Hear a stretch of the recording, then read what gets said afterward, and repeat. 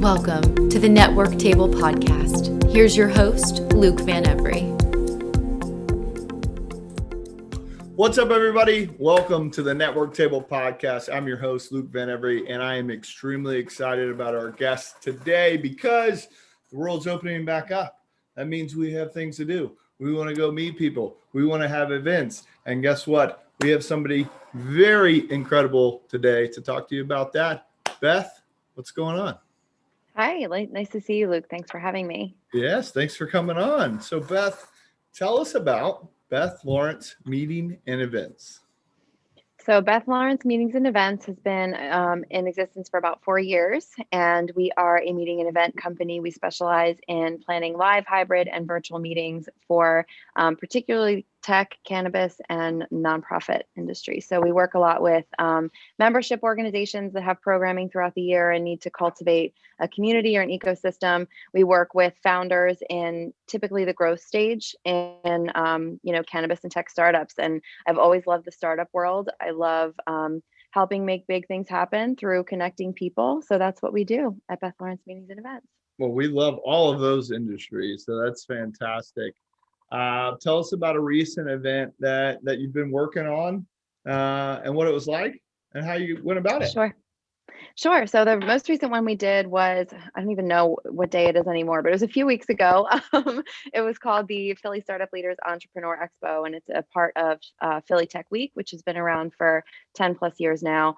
Obviously last year, with everything that happened, the expo is typically in May, and last year just May was, everyone was just trying to get themselves, above ground at that point, I guess. And so this year was their first virtual expo, and it was a lot of fun. It's the largest showcase of tech and startup companies in the Philadelphia region. And it's 1,500 people in a huge building, and that energy. I mean, obviously I love that energy. I can't wait for that energy to come back. But this year we were able to kind of replicate that virtually. And not only did we have an expo where people could visit the tech startups, particularly the ones that just finished the accelerator program that we were working on. But we also had a Ask Me Anything service provider showcase, and we had programming throughout the day where startups could ask questions of, attorneys and accounting firms, as well as investors and other founders. So it was a really neat event, and we worked on this with this new platform that, to me, called Introvoke, which was actually founded in Philadelphia as well. And it was a great experience. I really love working with all different tech platforms. I think that's the coolest part of the virtual experience. Yeah, I couldn't agree more. Big fan of tech startups. It's fun to meet with them and see how they work, and they're creators, right? They're out creating, and they're trying to change the world, and they just need that opportunity to get it out there. So I feel you on all of that. I love working with tech startups. You said Philly. Is that where majority of our work is being done, or are we all over the place? Thank you for asking. So we're all over the place. It's so funny. When I first started my company in early 2018, I was actually getting a lot more clients outside of Philly than I was inside of Philly, which I love. I love traveling. My team loves traveling. I even have done several conferences where I've planned completely remotely, in Seattle or in Florida. And even if I've never seen the site, I've planned the full conference, which is challenging, but I actually really liked to being able to do that. And then during the pandemic, I think, the fact that my team and I had worked on hybrid and virtual events before the pandemic, I think a lot of people in Philly started to see like, oh, maybe we should talk to this girl. She might know what she's doing. And I'm very, very thankful that we had that virtual experience, because without that, last year would have been a lot more challenging, and it would have felt a lot more like the end. Yeah. Well, you made it through 2018, 2019. What a glorious time. I know. Glorious time. So we're opening back up. We want to be back in person. That's going to happen. And we know that you are going to be doing these incredible events in person. Mm-hmm. Do you see the virtual event completely going away? Or have we realized as a community that, hey, we can have these great events virtually even when we're back to in person? Yeah. Thanks for asking that question as well, because I think people think they look to live events as like, finally, we're back to this and we can leave virtual behind us. And trust me, I feel that way some days. Obviously, when you have 8 hours of virtual meetings, it can feel way more draining than having 8 hours of in-person meetings sometimes. But I think what we realized and a lot of our clients realized was the opportunities in virtual. I mean, one conference that we worked on, it was the second year, and obviously first year that they pivoted to virtual. Sure. And they got, we got registrants from almost 40 countries. And that would never have happened in a in-person setting, getting the plane tickets and arranging the hotels and all of that stuff. To be able to have people all over the world view the same thing at the same time, I think that there's a power in that. And I think that we're seeing the power in that. And I also think that when you think of virtual events, you also think, how can you use your content from a live event and repurpose it and have your community be able to access it, whether they attended the event or not? And I think what we'll see is that the in-person experiences will be the VIP experience, almost like a Super Bowl, right? It's like everyone's got to invest in this live experience. But I think that we can't forget our virtual audience, because the audience is literally all over the world, and there's so many things that you can do to capture their attention. There's so many things you can do to capture your attention. So that's incredible. Well, Beth, you've been doing this for 4 years. So you had to have been doing something before this, right? Mm-hmm. What did you do leading up to this? What made you go out and start this incredible company? Oh man, the journey has been crazy. And I think it really fully hit me last year, just how insane this journey has been. So I actually, way back when I was young, I wanted to be an English professor. That's all I wanted. I Oh, wanted to have like a Dead Poet Society sort of life where I had these, kids that I taught, and I love English and communication and writing. And I took one class in college, and the professor said he taught Hamlet every year for 30 years. And I was like, that's it. I can't do this. And I'm very much a person that goes by my gut too. So when my gut said like, this isn't right for you, I was like, all right, we got to find something else. And through a series of meetings with my advisor, and especially with Arcadia University being a small school, there was an opportunity to individualize my major. So I got to actually create my content and my curriculum so that I could graduate with a full, well-rounded education on what I thought I would need to start an event planning career. So I was able to take classes in like PR and marketing and hospitality, communications, business, a lot of different things. And I actually planned 2 conferences before I graduated college. And I just fell in love with it. And when I told my parents that I was I was changing my major to event planning, they said, well, you've woken up when I was little, I used to wake up every single day at 6:45 in the morning and just start talking to my parents, which I'm sure was great for them. But I would I would start asking them like, what are we doing today? What are we doing tomorrow? Who are we seeing? What are we having for breakfast? So they said that I was just always a person that planned. So I also had been in the hospitality industry my whole life. So it just it all came together, I thought. And I graduated in 2009, which was a terrible time to graduate with an event planning degree. The entire last year of my college education was basically people being like, take a year off and volunteer. You're never going to get a job. Like it was just bleak. And so after I graduated, I think I had like 4 or 5 or 6 part-time jobs at one time and was just sending out 20 resumes a day. And, I finally landed a job with Dave & Buster's in event sales. And I didn't even know event sales was an opportunity. I thought it was just simply planning. And I fell in love with connecting with people and networking. And that's what made me a really excellent salesperson. And I was, not to brag or anything, but I was great at that job. I exceeded sales goals. I met a ton of people, and networking was a mandatory part of my job. And that's what I loved. And so from there, I worked at very high-end caterer here in Philly at a few of the big museums and event venues, and then worked for the Palm Restaurant for 3 years doing their event sales and marketing. I I have know. to stop you there. I have a very close place in my heart for the Palm Restaurant. My wife and my in-laws, we eat there. We've eaten Thanksgiving there probably 10 times.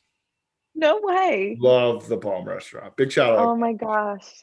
That is such a small world. I loved that job. And I have to credit, the company being 4th generation family owned and being such a legacy, and in Philly just having such that name. I was really intimidated going in there. I was the only person doing event sales, and my boss just allowed me to have an entrepreneurial approach to it. And I think from there, I got the bug of being an entrepreneur. And I was like, he said, this is your domain. You sell it the way you want. You don't have to sit in that chair. You can go to whatever networking events you want.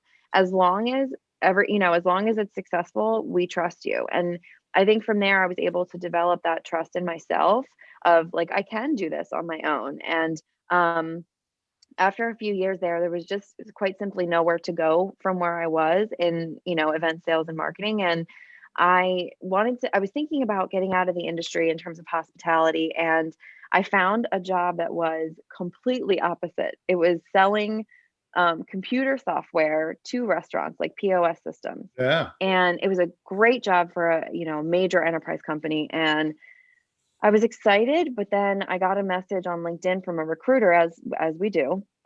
And typically I ignore them.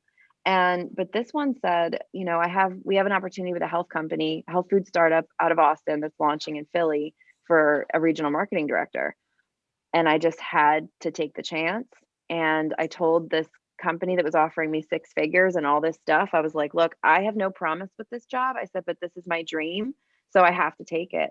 And I wound up getting a job with Snap Kitchen. It's an Austin-based startup. Myself and the brilliant team that I worked with launched the Philadelphia market. We launched 9 stores, an app, and I did 250 events in those 2 years, like from small marketing events to 250 events in 2 years. Hold on a second. Yeah. Hold on a second. How many events is that a month? Oh, I am not, math is not my thing unless there's an Excel spreadsheet in front of me. But that's over 10 events a month. Yeah. Yeah. Sorry, I had to interrupt you. Please continue. That's insane. No, That's I appreciate that. When amount. At my previous role, God, yeah, it is an insane amount of events. And at previous roles, when I worked for caterers, we did, 200 a year. So it was like, it was just the life that I owned. And one of the events we did, so some of those 250 were obviously small networking marketing events, right? They were, deliver some food and kind of get your product in front of people. And then there was an event that I helped conceptualize called Philly Free Streets, and worked with the city and a number of civic organizations and about 60 fitness partners. We closed 10 miles of street in Philadelphia, encouraging people to walk, run, bike, use alternative transportation to see the city. And we got about 40,000 people that came out. And it was, at that point, the biggest source of pride in my career was being a part of that. And from there, I went to a conference. It was an experiential marketing conference. And I remember writing in a notebook, because it hit me that no matter what happened after that company, I'd want to start my own business. And I remember writing in a notebook, my name is Beth Lawrence, and I own my own events and experiential marketing agency. And I wrote it and I circled it. Friends of mine from high school, that's like a thing we do when we want something to happen. And I didn't think anything of it. And then about 3 weeks later, I got laid off due to restructuring. And my husband was like, well, you know how you said you wanted to start your own business? This is probably the time to do it. Oh, he pulled receipts on you. He did. He was like, remember that thing you said? Let's see it. So from there, I went full speed ahead. There was a couple times where I was going back and forth of like, well, this full-time opportunity did just come my way. And I remember him saying, you can't dip your toes into entrepreneurship. Like, you have to either go for it. Like, they gave you a gift, so you should go for it. And so from there, I signed my first 2 clients, 2 months to the day later. And it's just been crazy, hectic, wonderful life ever since. That is an insane story, 1. 2, it's extremely motivational to anyone, because let's start with 2008, 2009. I will debate with anyone that didn't graduate in 2008, 2009. Yes, we've gone through a lot. Let's take the pandemic. Mm-hmm. Let's look at everything else. Individuals like you and I that graduated 2008, 2009, 2010, when we graduated, there weren't some jobs. Right. There were no jobs. No jobs. None anywhere. We had to figure it out. Mm-hmm. I will debate it with anybody that the startup, that was the boom. As we came out, we were like, what were we going to do? Right. We have to figure it out for ourselves. Do this. Yeah.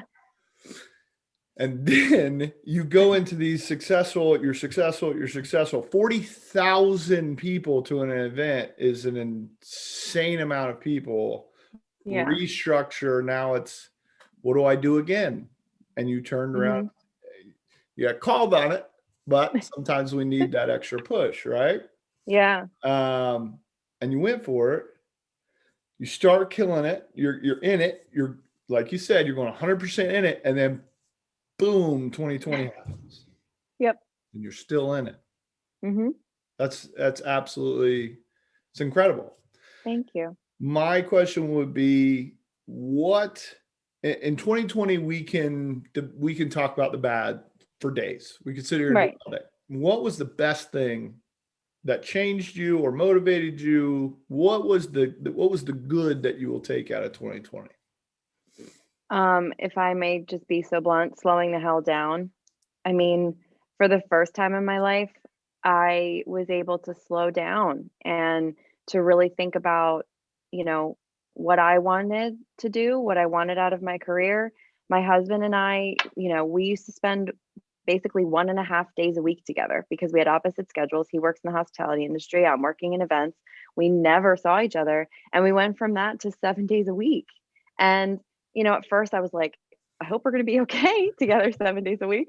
But it actually made us a lot stronger. And being able to like just be with him every day. And like we went, for hikes and we went camping and we got to take our dogs and, camping in Niagara Falls. Like we were able to take the time to evaluate what we really want out of life. And I think that it really did change a lot. And also for me, I invested a lot of time in myself and a lot of time in really sitting down with myself and like kind of calling myself on my bullshit, like the imposter syndrome stuff and, the perceptions of value and all of that. I worked with a coach named Dr. Frantonia Pollins, and she just was, the entire cohort was forever changed from working with her. But I think particularly in 2020, when we all felt so isolated, having that support and having someone to be able to lovingly say to you, like, did you hear the word you used to describe yourself? Or did you see what your body language did when you said that? Like, it was so eye-opening for me. So that for me, that was a huge part of 2020 because I've never slowed down in my entire life. I went to Catholic school, there was no slowing down. Nope. Yeah. I completely agree. I spent about 7 months back in Charlotte, North Carolina with my family, and it was just so much. But after work, I would go and sit with my mom. I would go and hang out with I have 11 nieces and nephews. Oh my God. Yeah, no children, but I have 11 nieces and nephews that are just the most incredible little human beings running around. Yeah. And I got to hang out with them and see them and be a part of them and have birthdays with them. And I realized I was like, I have missed so many birthdays over the years, just being so ingrained in this wheel that it's not worth missing birthdays anymore. I'm not going to. I'm not missing birthdays anymore. I'm not missing, soccer games. I'm going to go home. I don't want to be a part of that. So I 100% agree. Your husband sounds like an amazing human being, by the way. He is. He also has his own business. He runs a handyman company, and he started, I think, 6 months or 8 months after I started mine. And seeing the way that he has handled his business has really helped me figure out how to handle mine and how to set boundaries and how to be firm on your rates. And it's so funny seeing, even someone like myself, who I do think that I'm very good at my job and I do understand what, the value that my agency brings. It's interesting seeing different people, especially men, and the way that they handle their businesses versus the way that a lot of myself and women entrepreneurs that I had met handled our businesses. And also, I think having him, he's known me half my life, so he knows, like, if he calls me on my shit. He just does. Like, he really just does. And I think you need that sometimes, whether it's a partner or whether it's a friend. I share an office with a not brilliant entrepreneur as well. And I think having those people in your life to be able from the outside looking in say like charge more for that, or charge for that consultation, or maybe you shouldn't work with that client anymore. It's sometimes nice to have somebody that can see things that you can't because you're stuck in it, like the wheel, like you said. Of course. Yeah. Somebody told me once, sometimes the best deals are the ones that you turn down. Yes. And I've realized that in my entrepreneur journey, when what I'm offering isn't a good fit, and being able to tell them, hey, this isn't going to work.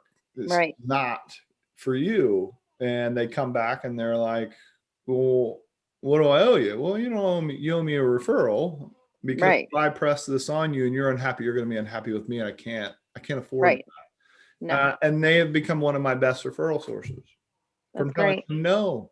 Mm-hmm. So understanding when to be able to walk away and not waste your time. But from everything that I have heard from you, it's just, if you're planning an event or a meeting, it's going to be a great time. So tell us, what's the process like, right? We have a thought in our head. We want to have an event. We want to have this meeting. We get in touch with you. Walk us through, what's that look like? Sure. First thing that I like to do is really dive down into not only the details of the event, but the goals and objectives of the event itself and also your organization. Because a lot of the times I think people think, well, we'll have an event. And it's like, okay, yes, you can have an event. And I think especially in 2019, you're a networker, you understand. We used to have like 300 events a month that we could choose from to go to. And I think that's great. But I think sometimes people just think, well, I can, get some food in the past. I can get some food and I can get some alcohol and a place, and that's an event. Or I can open up a Zoom room and that's an event, right? But I think you have to really dive into like the goals of the organization and whether an event or the type of event that you're looking to do really meets those goals. So that's the first thing we do, is talk more deeply into the organization, even in the mission statement, brand pillars, things like that, because events are intersected with marketing. They have been, since 2008. I think that's really when it started, was when people kind of got rid of their event planning, either in-house event planning or, stopped planning events in general. And then I think it started kind of merging with marketing. So we work a lot with marketing teams in that way. Then we develop an event strategy concept for the event. If typically we do that alongside our clients, because I don't like to tell clients what they should do. I like to kind of hear from the team what has worked, what hasn't worked, reviewing past data. So we come up with the strategy, then we come up with the timeline, very much like project management type scenario, right? Taking all of the pieces of the puzzle, making sure that all of the parties know what they're responsible for. And then we really work on making sure that all of the key stakeholders have what they need. So if you have strategic partners that are part of this event, what were they promised? What are their goals? How can we make sure that their goals are met? If you have sponsors, making sure that the onboarding process is really buttoned up. Same thing with speakers, making sure that everyone knows what's going on when they should, both internal and external partners. And then from there, I really love the vendor selection process, especially with virtual events, because I really love figuring out which platform is good. Because Zoom is great. There's, Socio, there's WebEx, there's Teams, there's Zoom, there's everything. There's Google Hangouts, but there's all these new platforms out there too. And sometimes people don't know what's even available to them. So that, especially with virtual and hybrid, that tech portion of it is super, super critical. Then, we work with the vendors. We're the primary contact for all of the vendors. So we make sure that they have everything that they need, that if we're doing an in-person event, that they have a schedule of load-in times and load-out times, et cetera. We develop the run of show. We run technical rehearsals. We help speakers with the tech if they don't understand how to use the tech. We've worked on a new platform with pretty much every event we've done in the last year. So we're learning the platforms, and then we have to teach everybody else how to use the platforms so that your event goes off without a hitch. And then we also run the day of event. So we run everything from registration. Again, if you're in person, we make sure that the vendors are loading in, loading out, setting up as they should. We make sure everybody is on the same page with the master schedule. We really just are an extension of your company where, say your company's having an event, Luke, and you have all of these VIPs there. If you were the host and the planner too, you would never be able to meet with all of those people. So we want to be the people that are getting things done and making sure that everything is going smoothly, so you can be out mingling with your key stakeholders, the people that are supporting your organization and the ones that you want to. I've been to those events. The host is everything. And I speak with them after. I'm like, how'd it go? They're like, I have no idea. Yeah. You black out. You really do. You just wind up like saying hi to people. You have no idea who was there. You're like pulling out chairs and moving things. I mean, I've literally seen where, someone didn't want to hire an event planner and it wasn't me, but it was someone in my circle. And then you go to the event and that person's like moving tables or putting linens on. And it's like, it just winds up making the whole thing feel chaotic. And the whole thing for me is attendee and speaker and stakeholder experience. We're creating an experience here. We're not just creating, a room where people can go. We're creating an opportunity for people to connect with one another. And in order to do that, everything has to be so that they don't have to worry about anything but that. And so that's really what we make sure happens. That's, I don't even know where to go from there. That just sounds incredible. If you're having an event, a meeting, you obviously know exactly what you're doing. So that's great, Beth. You are an incredible human being. Thank you. For the individuals out in the world who are on the fence and they're thinking about it and they want to start their own business, what's your piece of advice? Oh man, I actually just developed with a colleague of mine something called the Solopreneurs Guide, and it is a course designed to help people that are in that same experience, that are, they want to start their business but they have no idea where to start. I've been there. I was crying after being laid off at noon on a Wednesday and they said it's effective tomorrow. And I had networking events and I was like, I don't have a business card to present anyone. Like, it was just, you feel like the whole world can be crumbling, or even right now, everything is so uncertain. I would say just really find it in yourself. Like, if you have a passion for something, that will carry you through. It will make you wake up and do it every day. It'll make you, figure things out. Just do it. There's resources out there. There's people that have done it. We've all been there. I mean, Luke, you've been there too. Still. And yeah, every single day it's a roller coaster. And, some days we think we're on top of the world and some days we think we're the dumbest people alive, but it's part of the journey. And I wouldn't trade it for anything.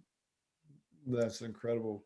All right. Back to a personal note. What is one new activity or hobby or something that you're doing now outside of work to keep that mental health structure or just having fun? What's something new that you're doing that you weren't doing before?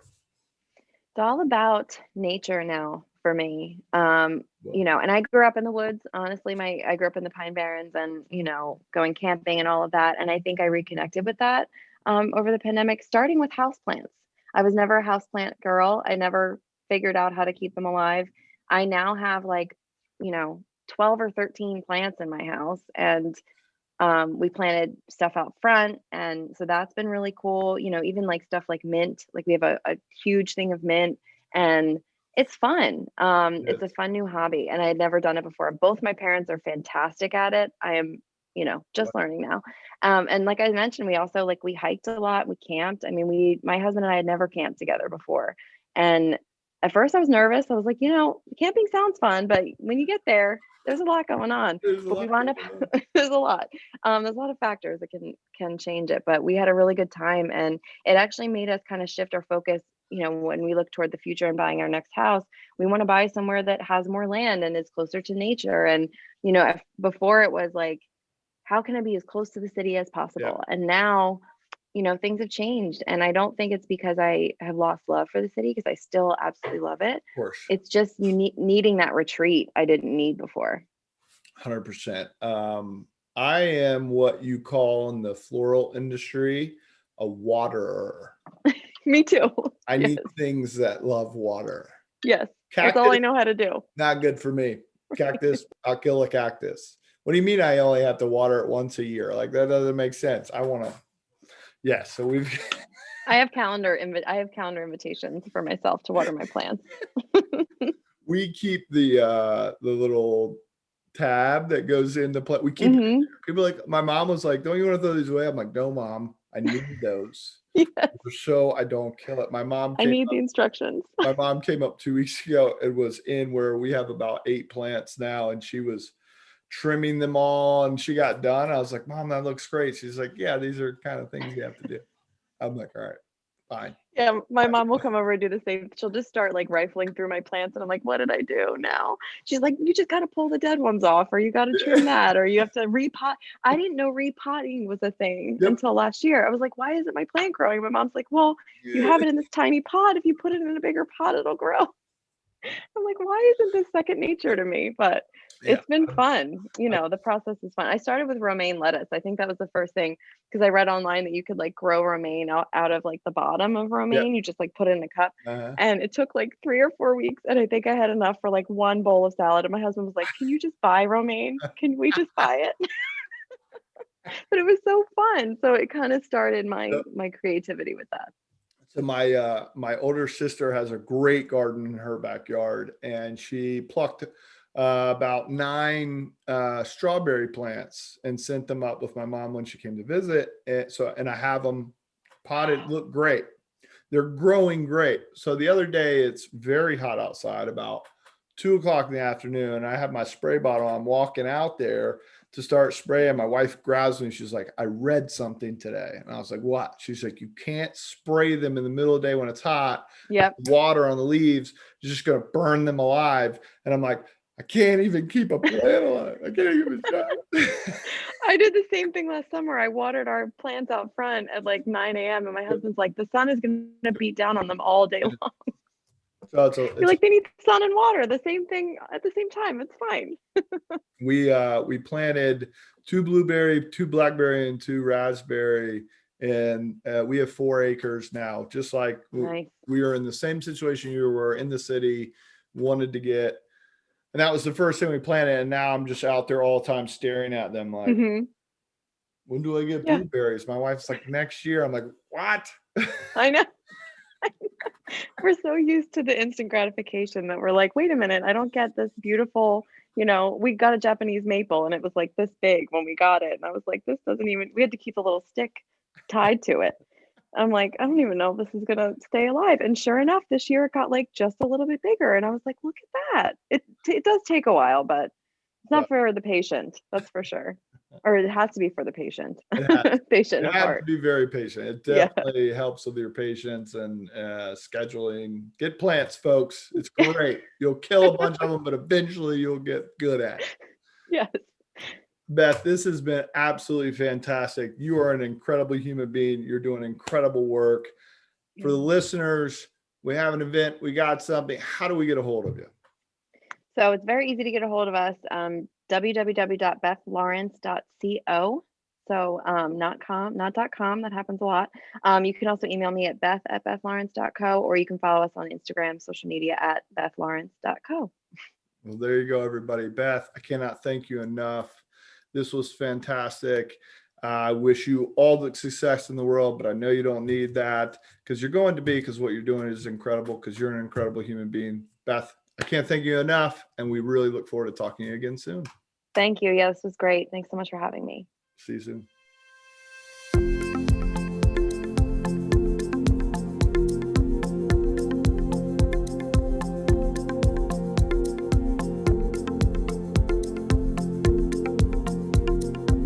For more information, please visit truecompare.peo.com.